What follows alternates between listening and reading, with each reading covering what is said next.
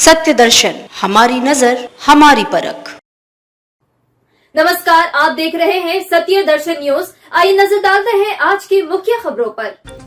Love जिहाद का मामला आया, युवक ने झूठ बोलकर रचाई चौथी शादी। यूपी के हमीरपुर जिले में लव जिहाद का मामला पुलिस की चौखट में पहुंचा है, जिसमें युवक ने हिंदू धर्म का बताकर एक युवती से चौथी शादी रचा डाली और जैसे ही लड़की को जानकारी हुई तो उसने युवक के खिलाफ मुकदमा दर्ज करवाते हुए कार्रवाई की मांग की है।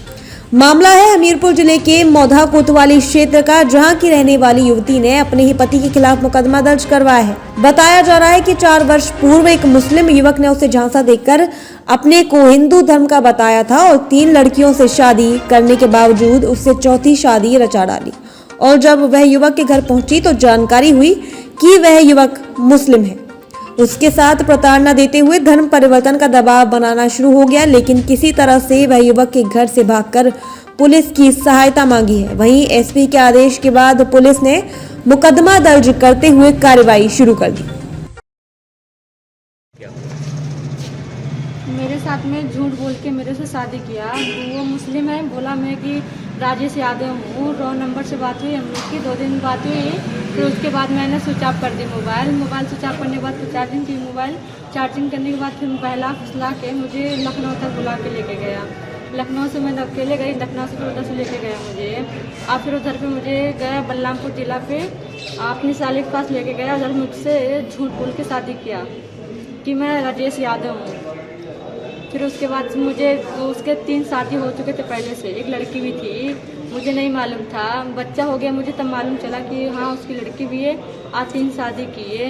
और फिर मुझे इधर से लेके गया, मारता पीटता था, गाली देता था, मांस वगैरह खाने के लिए बोलता था मुस्लिम हो जा, मुस्लिम के हर रिवाज बोलने करने के लिए बोलता था। मुझे नहीं करती थी, उसके लिए मुझे मारता था। कैसे संपर्क में आया था, कैसे बातचीत हुई आपकी? मैं स्कूल जाती थी, स्कूल से पढ़ने के लिए आ रही थी स्कूल से, तो मुझे उसको मैदान हम लोग के इधर, तो इधर पे मोबाइल पड़ा था, तो मोबाइल में उठाई, मोबाइल लेके घर पे गई। फिर मोबाइल मैंने सिम निकाल के रख दी उसका। तो फिर मैंने एक सिम निकाली, सिम निकालने के बाद फिर वो उसमें से एक रॉन्ग नंबर आया। रॉन्ग नंबर में बोला कि मैं राजेश यादव हूँ। उसमें से बहलाने फसलाने में बोला कि मैं बहुत बड़ा आदमी हूँ, मेरे साथ चलेगी तो मैं बहुत तुमको हर चीज़ करूँगा, उसमें रखूँगा। राजेश कहाँ का रहने वाला है?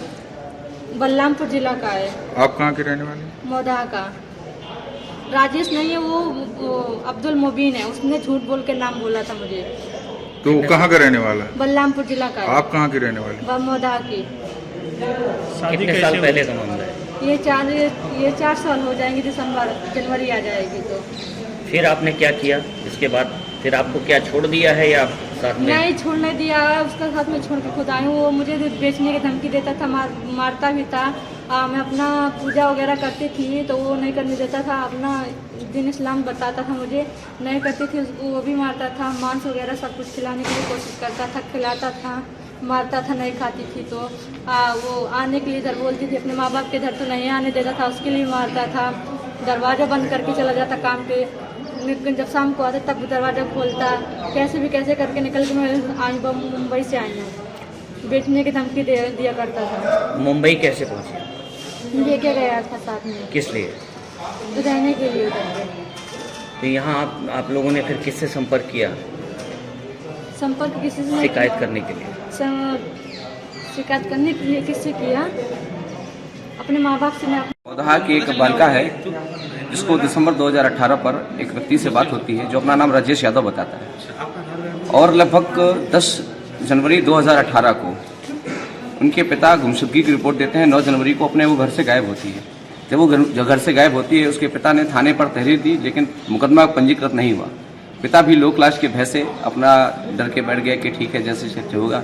लोक लाश के भय से अपने घर में उनके खिलाफ कोई कार्रवाई नहीं होती और पिता लोक लाश के भय से बैठ जाते हैं। इसके बाद अब 3 साल बाद घटनाक्रम पुनः लौटता है और ये जो बच्ची है वो पुनः लौट करके आती है अपने माँ बाप के पास, अपनी पूरी घटना बताती है। इसके बाद हमसे संपर्क करती है और पूरी घटना बताती है। इस घटना पर पाया जाता है कि जिस तरह पूरे देश में लव जिहाद का प्रकरण पूरी तरह से पैर पसार रहा है, धर्मांतरण कानून आने के बाद भी इसकी स्थितियाँ थोड़ा ठीक हुई हैं, लेकिन धर्मांतरण कानून आने के बाद इस तरह की जब घटना संज्ञान पर आती है, 2018 पर धर्मांतरण कानून नहीं था, धर्मांतरण कानून आया है लव जिहाद कैसे होता है, क्या होता है, इसका पूरे देश में एक षड्यंत्र चल रहा है। पूरे विश्व पर इसका जो मुख्यालय है वो बांग्लादेश पे है, भारत में इसका मुख्यालय केरल है। केरल से मुख्यतः ये लव जिहाद संगठन चलता है और इसी संगठन में अपना प्यार के नाम पर धोखे से लड़की को फंसा करके, अपना नाम झूठा बता करके, अपना नाम गलत बता करके धर्मांतरण का कानून चलाया जाता है, धर्मांतरण कराया जाता है, गोश्त और मांस खिला करके अपना धर्मांतरण कराया जाता है।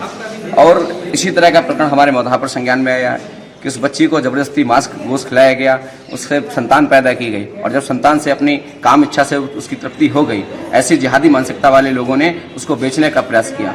तब लड़की जब उसको उस बात का पता चला, लड़की अपने घर से उधर से मुंबई उसको ले गया, मुंबई से अपने घर से लौट के आई है और इसका नाम बदल करके आयशा मोमिन रख दिया। पूजा पाठ से रोकता था, अपनी धार्मिक सारी गतिविधियों करने से रोकता था। ऐसे जिहादियों के खिलाफ हम सब लोग एक साथ हैं और इस बात का प्रार्थना पत्र लेने आए हैं और कानून के साथ में कानून को अपना ये ज्ञापन देने आए हैं कि डीएम साहब को, आदरणीय कप्तान साहब को इस ज्ञापन के माध्यम से कार्रवाई के लिए कहेंगे और कार्रवाई नहीं होती तो निश्चित तौर पर हमीरपुर में एक बहुत बड़ा प्रदर्शन होगा। इसके लिए शासन व प्रशासन जिम्मेदार होगा। हम चाहते हैं कि उचित कानूनी कार्रवाई हो जाए।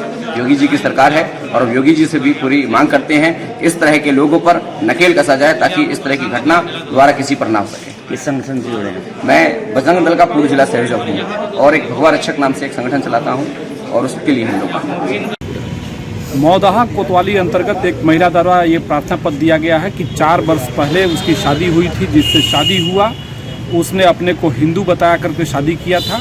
इस संबंध में प्रार्थना पत्र दिया गया है। इसमें अभियोग पंजीकृत करा रहे हैं और जो भी दोषी होगा उसके खिलाफ कार्रवाई की जाएगी। सर, उस पर बताया जिस तरीके से आरोप लगाया कि वो जबरदस्ती जो है मांस और इस तरीके की जो है चीज़ें और पूजा पाठ से भी उसको रोका जाता था। हर पहलू की इसमें गंभीरतापूर्वक छानबीन कर रहे हैं और जो भी तथ्य आएंगे तदनुसार वैधानिक कार्रवाई की जाएगी। 4 शादियों के सर मामला है इसमें, चौथी शादी इसने की थी इस तरह से। जांच के दौरान जितने भी तथ्य आएंगे तदनुसार वैधानिक कार्रवाई की जाएगी। फिलहाल के लिए बस इतना ही। ऐसे ही खबरें देखने के लिए देखते रहिए सत्य दर्शन न्यूज। नमस्कार।